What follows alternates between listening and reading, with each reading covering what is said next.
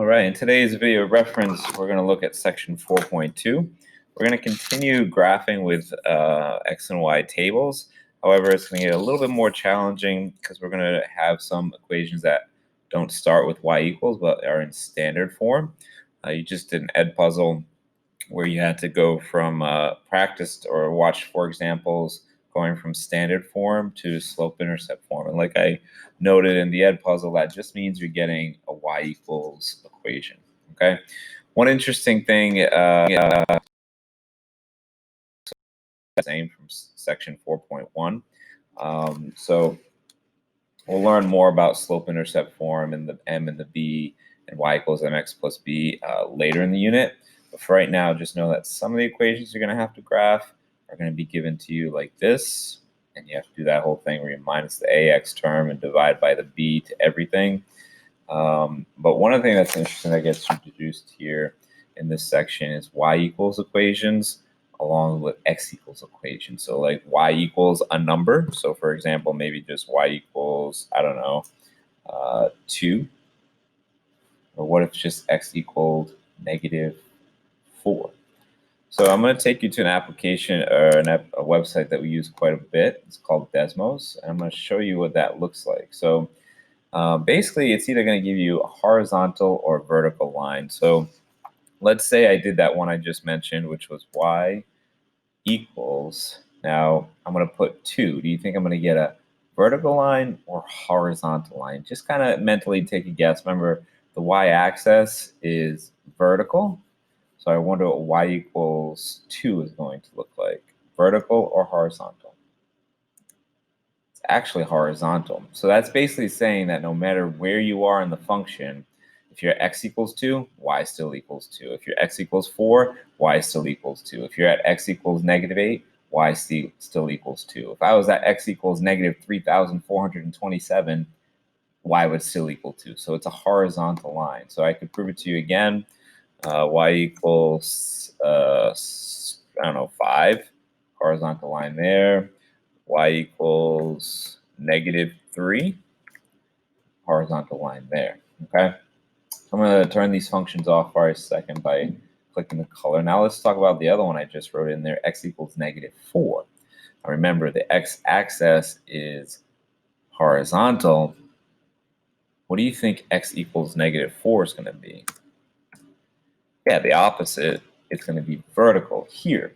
And again, that's because when y equals 2, x equals negative 4. Y equals negative 4, x equals negative 4. So it's basically a vertical line. It's just one of those things in math you memorize. So say I did another one, x equals 8. It's going to be vertical here. If I wanted to put a vertical line at x at this negative 6, I'm going to put x equals negative 6. Boom, there's my vertical line. So all my x colors here are giving me vertical lines, and all my y colors, if I highlight them back in, give me horizontal lines. So going back to our notes here, let's go ahead and put that in as an official statement. So y equals equations give you a horizontal line, and x equal equations give you a vertical line. Okay, let's continue some of this reference here. This might be a longer video reference, but it just means you'll get less work to do at home. Let's go through the different examples here. So this is kind of where we, if you know the last video, we're in standard form, and it says solve for y. So there's one step I'm going to do to both sides, and that is quite simple. I'm just going to, again, I'm trying to solve for y. I'm just going to minus x on both sides. And I'm left with negative x plus 4. Okay, so this one, these tables, I'm not going to make it. When you do this section, you're going to have to put in your x values. They won't tell you what to choose for x. You always want to see where you're at 0. And I always say try to choose a couple negatives and a couple positives. Depending on the graph they give you, maybe you can only fit one negative value for your domain x, or one positive value for your domain on the positive value x. So anyways, we're just going to plug these in mentally. So Negative, negative 2 is 2 plus 4, which is 6. Negative, negative 1 is 1 plus 4, which is 5. 0 plus 4 is just 4. See a little pattern here. Negative 1 is just plus 1. Plus 4 is 3. And then this is going to be 2. Okay, so now we come over to the other side. Make sure you're copying this in your packet. We're on page 9 and 10. We'll plot these points. Again, just like last time, this is negative 2, 6, negative 1, 5, 0, 4, so on and so forth. So I'm just going to go a little quicker here. Negative 2, 6, negative 1, 5, 0, 4. Here, got my straight line going. I almost don't even need to look anymore because I know what's happening. 1, 3, and 2, 2. And connect the dots by drawing a straight line. Use arrows to indicate that the graph will go with no end. So yeah, technically, this linear function will continue. Okay, so there we go. I wish they gave you a harder one in standard form, but we'll get one later. This goes to what we just learned about y equals and x equals equations. So let's not get fancy with all these different wordings here. So y equals negative 3. It's going to be vertical or horizontal. It's going to be horizontal. So I'm going to go to negative 3. It's this way. Maybe I'll put in a little bit of the wording there. So regardless of the value of x, y is always negative 3. The graph of y equals negative 3 is a horizontal. Said it was going to put it in line 3 units below the x-axis, like that. X equals 2. Let's do that one. So x equals 2. Is that going to be vertical or horizontal? It's just going to be vertical. So yeah, I remember Mrs. Lassard a couple of years ago. She came up with a cool trick. I should have showed it earlier. So boom, you just go to x equals 2, like here, and then you just put a line through it, making it vertical, like that. Same thing here. I go to y equals negative 3. I put a line through it that way. So again, x equals 2. Regardless of the y value, x is always equal to 2.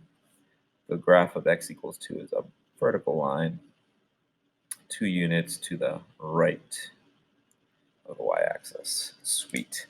Okay, so there's a checkpoint here. So this might take you a little bit of time here. I want you to do checkpoints 1 through 4, and I want you to pause the video. But actually, before you pause the video, notice how there's no, well, the good thing is these two are already solved for y, so it's pretty simple.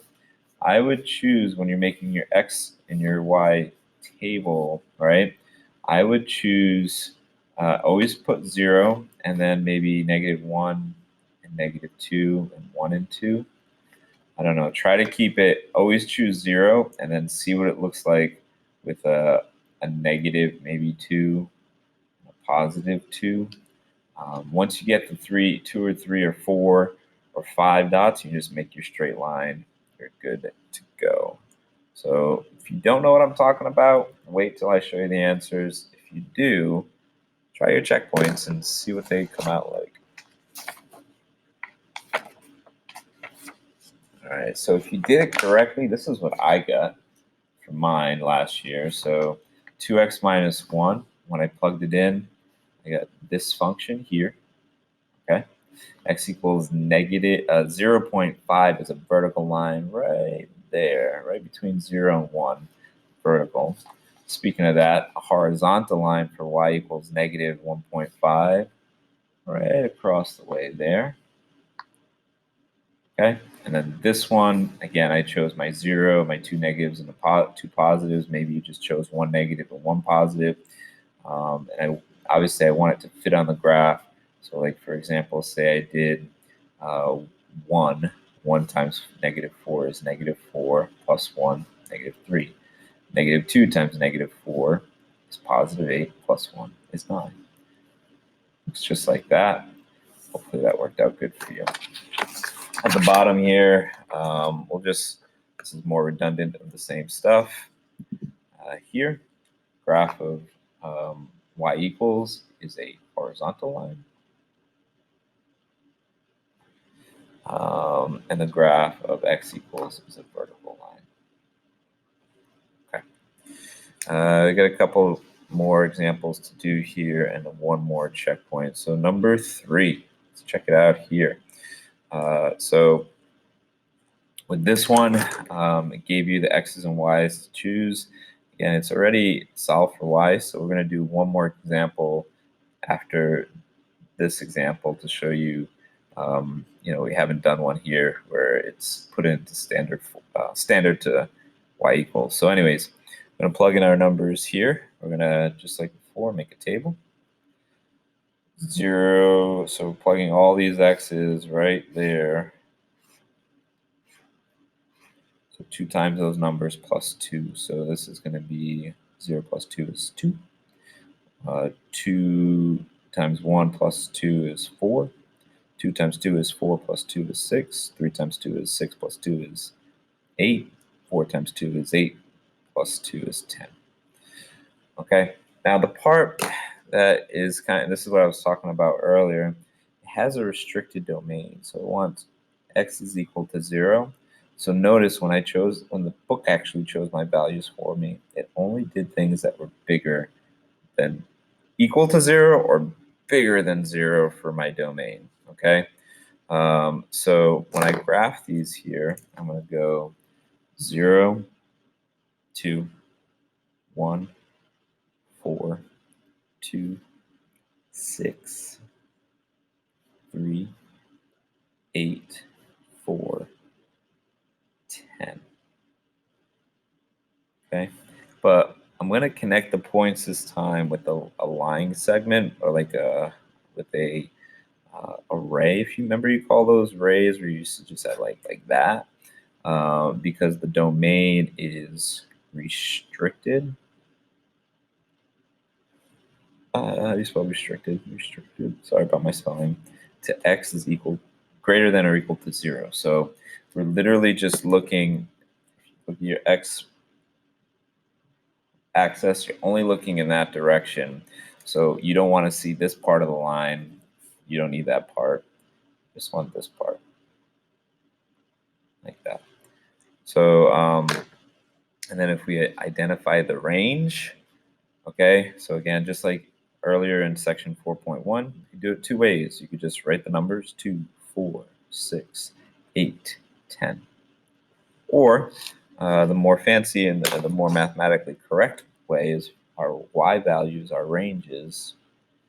Looks like it's, in this case, it's just all, because our domain is restricted, it's just every y value that's bigger or equal to 2. So I'll put y is greater than or equal to 2. All right, here's a checkpoint. Okay, same thing here. We have another function. However, they're restricting the domain to anything greater than or equal to 0 again. So when you make your table and you do this checkpoint, you want to do start at 0 and then make some numbers bigger than that. So I'll pause the video here for a second, try the checkpoint and see if we get similar graphs. Oh, and don't forget to identify the range, either with the coordinates or the outputs, the range values, or the actual thing that looks like this. If you did it correctly, did you get that maybe? So 0, 1, 2, 4, the numbers I chose. I made the array here, and then my range. Yeah, this part's harder to conceptualize. All the y values, so this one's going down, that are less than or equal to 4. Okay, the last thing I want to do is leave you with an example that wasn't shown in these 3 examples. Is I'm going to skip and let's go to, yeah, let's try number 15 on page 13. So copy this in as we go. Sorry here. So page 15. Sorry, page 13, number 15. Okay, so this is what I was talking about. This is not in y equals. So if I wanted to graph this, right, think back to that video you just watched. The first thing I'm going to want to do is minus 3x on both sides. And I'm left with negative 2y is equal to negative 3x, because 0 minus 3x is just negative 3x. Oh man, this one's too easy. And then if you notice, I still need to divide each side to get rid of this negative 2 by negative 2. So now I'm left with y equals 3/2 x. So I'm going to take all my x terms, and whatever my x input is, I'm going to multiply by 3/2. Now that can be a little challenging. So when I choose my values, I'm going to choose only even numbers. So that way I know it will work with this fraction. So let me give you what I'm talking about here.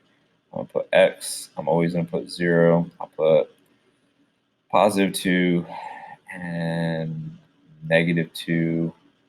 I'll just go with that and see how that works. So 3/2 times negative 2 is negative 6 divided by 2, which is negative 3, right? Negative 6, yeah, right, yeah. So then 0 is just going to be 0, and then 3/2 times 2 is 6/2, which is just 3. So now I have coordinates at negative 2, negative 2, 0, 0, and 2, 3. Wait a second. Yes. So yeah, this is a good example. If I did that, that doesn't look straight, does it? It kind of looks like it's going to curve a little bit. So what I messed up? Oh, my bad. Negative 2, negative 3. This should be down here. Sorry, negative 2, negative 3. So it should look like that for that one. Just for the heck of it, so you have an example of more of this, changing standard to y equals. So this one, number 8, first thing I would do would be minus 10x on both sides. Negative 5y is equal to negative 10x plus 25. Divide everything by negative 5. I'm left with y equals 2x, positive 2x, and then minus 5. Okay, so that's a long video reference for this section to introduce it. Some of this I might assign for at homework for when you're at home, and the rest of this section we might do in person. So look out for that.